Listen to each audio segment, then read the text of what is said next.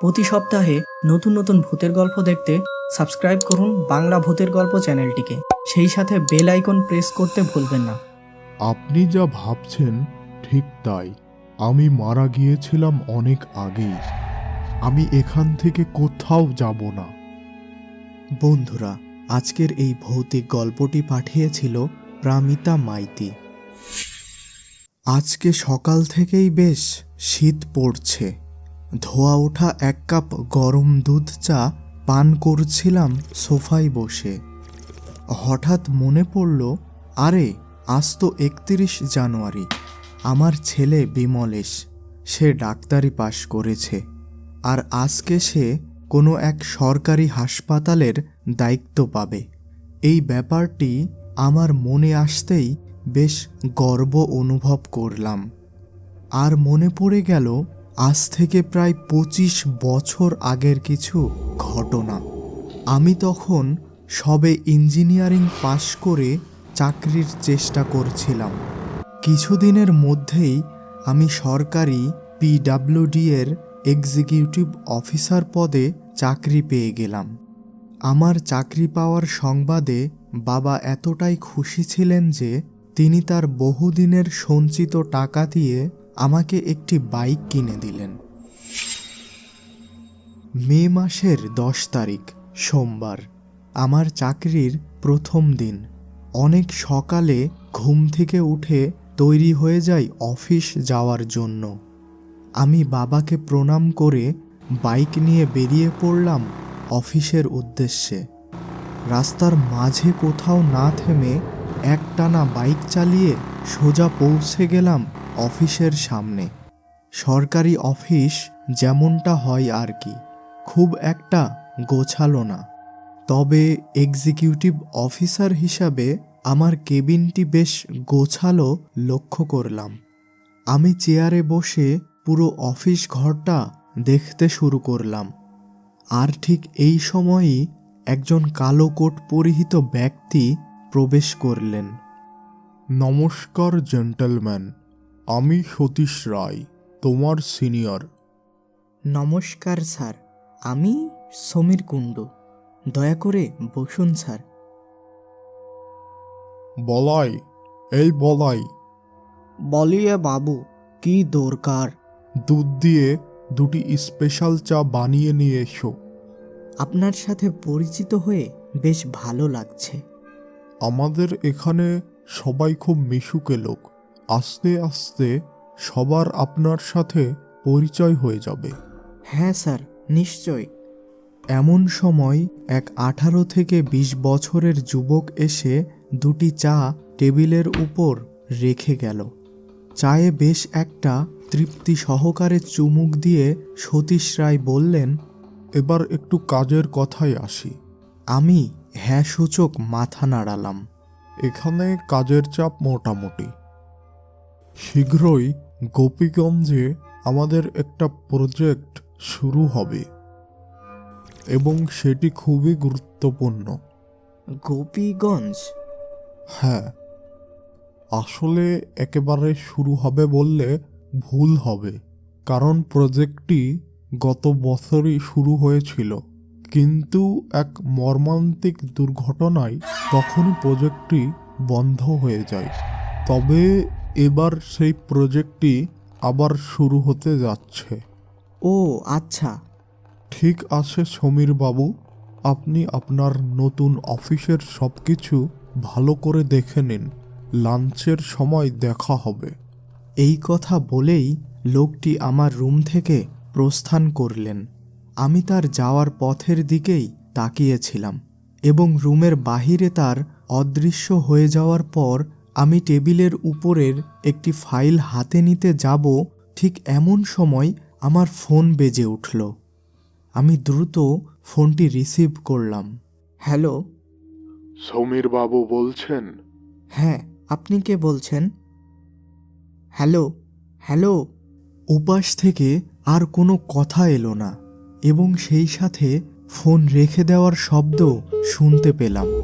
আমিও ফোন রেখে দিয়ে কাজে মনোযোগ দিলাম। যথারীতি লাঞ্চের সময় লাঞ্চ শেষ করলাম। কিন্তু তেমন কারো সাথেই আর পরিচয় হলো না। বলাইয়ের বানানো আরও 1 কাপ চা পান করে আমার কেবিনে প্রবেশ করতেই আবার আমার ফোনটি বেজে উঠল। হ্যালো। নতুন অফিস কেমন লাগছে? ভালো, কিন্তু আপনি কে বলুন তো? Hello hello. আবারও সেই ফোন রেখে দেওয়ার শব্দ শুনতে পেলাম। আমি কিছুটা বিব্রত হয়ে কাজে মনোযোগ দিলাম। বিকেলের আগে সতীশ রায় আবার আমার রুমে প্রবেশ করলেন। কি কেমন কাজ চলছে? কোনো সমস্যা হলে অবশ্যই জানিও। হ্যাঁ স্যার, অবশ্যই জানাবো। মনে মনে আমি ভাবতে লাগলাম ওই অজানা ব্যক্তির ফোনের কথা তাকে জানাবো কিনা। কি অত ভাবছ? কাজ শেষ হলে তুমি বাড়িতে চলে যেতে পারো। এই তো কিছু সময়ের মধ্যেই বের হব। অফিসের কাজ শেষ করে বাড়ির দিকে যাওয়ার সময় রাস্তায় বেশ গাড়ির চাপ ছিল। ওই দিন সন্ধ্যাবেলা ডিনার শেষ করে আমি টিভি দেখছিলাম। হঠাৎ টিভির পাশের জানালার দিকে চোখ পড়তেই আমি চমকে গেলাম। দেখি সম্পূর্ণ সাদা কাপড়ে মোড়া কেউ যেন জানালার খুব কাছে দাঁড়িয়ে আছে। আমি চিৎকার করে বলে উঠলাম, কে কে ওখানে? চোখের পলক পড়তেই আর কিছু দেখতে পেলাম না। আর ঠিক সেই সময়ই ফোনটি বেজে উঠল। অচেনা নাম্বার। বেশ কিছুটা ভয় পেয়ে গেলাম। হ্যালো। কিরে, চাকরি পেয়ে ভুলে গেলি নাকি? ও অজিত, আরে এটা কার নাম্বার? নতুন কিনেছি। আর শোন, আমি কালকে সন্ধ্যায় তোর বাসায় আসছি আমার বিয়ের নেমন্তন্ন করতে, তাই আগে থেকেই জানিয়ে রাখলাম। ওর সাথে আরও কিছু সময় কথা বলে ওই দিনের মতো ঘুমিয়ে গেলাম। এভাবে অফিস বাড়ি করে বেশ কিছু মাস কেটে গেল। আর সেই অজানা নাম্বার থেকেও আর কোনো ফোন আসেনি। একদিন অফিসে সতীশ রায় আমাকে তার কেবিনে ডাক দিলেন। সমীর, তোমার কি মনে আছে ওই গোপীগঞ্জের প্রজেক্টের ব্যাপারে? হ্যাঁ স্যার, মনে আছে। ওই প্রজেক্টটি এখন শুরু হতে যাচ্ছে। প্রজেক্টটি হচ্ছে একটি নির্মাণাধীন হাসপাতাল তৈরি করা। আমি চাচ্ছি এটি তোমার অধীনেই সম্পূর্ণ হোক। তাই তুমি কিছুদিন গোপীগঞ্জ থেকে কাজ শেষ করে আসো। ওকে স্যার, কবে যেতে হবে সেখানে? কালকের দিনটা তুমি বাসায় কাটিয়ে পরশু ট্রেনে করে রওনা হয়ে যাও গোপীগঞ্জের উদ্দেশ্যে। স্টেশনে সরকারি গাড়ি থাকবে এবং সেখানে থাকার জন্য সরকারি কোয়ার্টারও পাবে। আশা করি কোনো সমস্যা হবে না। ঠিক আছে স্যার, আমি পরশুই বেরিয়ে পড়ব। যথারীতি স্টেশন থেকে ট্রেনে করে রওনা দিলাম গোপীগঞ্জের উদ্দেশ্যে। সেখানে পৌঁছে সরকারি গাড়িতে করে চলে এলাম একদম আমার কোয়ার্টারের সামনে। রুমে প্রবেশ করেই বাড়িতে বাবাকে আমার পৌঁছানোর খবরটা জানিয়ে দিলাম। এবার হাত মুখ ধোয়ার জন্য ওয়াশরুমে গেলাম। ওয়াশরুম থেকে বেরিয়েই শুনতে পাই রুমের প্রবেশ দরজায় কড়া পড়ার শব্দ। দরজা খুলে দেখি এক মাঝবয়সী লোক খাবার নিয়ে দাঁড়িয়ে আছে। আমি তার হাত থেকে খাবারটি নিয়ে আবার দরজা আটকে দিলাম। খাওয়া দাওয়া শেষ করে বিছানায় বসতে যাব, ঠিক এমন সময় আবার দরজায় কড়া পড়ার শব্দ। দরজা খুলে দেখি ওই আগের মাঝবয়সী লোকটি দাঁড়িয়ে আছে। বাবু, আমার নাম জগা। আমি এখানে সবার জন্য খাবার রান্না করি। আপনার খাবারটা কি এখনই দিয়ে যাব? ও, তাহলে লোকটির নাম জগা। কিন্তু ও তো কিছু সময় আগেই খাবার দিয়ে গেল, আবার কেন খাবার দিতে চাইছে? আমি একটু অবাক হয়ে বললাম, আরে আপনি তো কিছু সময় আগেই এখানে খাবার দিয়ে গেলেন। কি বলছেন বাবু? আমি তো এই একবারই আসলাম এখানে। এখানকার বাবুরা সবাই বেশ দেরিতেই খাবার খায়, তাই আমি একটু দেরি করেই আসলাম। আপনি যদি চান তো আমি তাড়াতাড়ি আপনার খাবার দিতে পারি। আমি বেশ হকচকিয়ে গেলাম। কি হলো ব্যাপারটা? ওকে কিছু বুঝতে না দিয়ে বললাম, থাক, আজ আর খাবো না, সকাল থেকে খাবার দিও। লোকটি চলে যাওয়ার পর আমি বিছানায় শুয়ে এই ব্যাপারটি ভাবতে লাগলাম। আর কখন যে ঘুমিয়ে গিয়েছিলাম মনে নেই। পরের দিন থেকে আমি একেবারে পুরোদমে কাজ শুরু করে দিলাম। হঠাৎ একজন লম্বা লোক এসে আমাকে বলল, আপনি তো সমীর বাবু, নমস্কার। নমস্কার, আপনি কে? আমি তাপস ব্যানার্জি, অনেক দিন ধরেই এখানে আছি, আর হয়তো বাকি দিনগুলো এখানেই থাকতে হবে। বেশ তো, আপনি কোন ডিপার্টমেন্টে আছেন? লোকটি যেন এই ব্যাপারটি এড়িয়ে গেল। এরপর তার সাথে আমার অনেক কথাবার্তা হলো। লোকটি আমাকে এই কাজের ব্যাপারে খুবই সাহায্য করলো। বলতে গেলে এই লোকটির জন্যই এই হাসপাতালের কাজ খুব তাড়াতাড়ি সম্পূর্ণ হলো। তাপস ব্যানার্জির সাথে আমার বেশ ভালো বন্ধুত্ব হয়েছিল।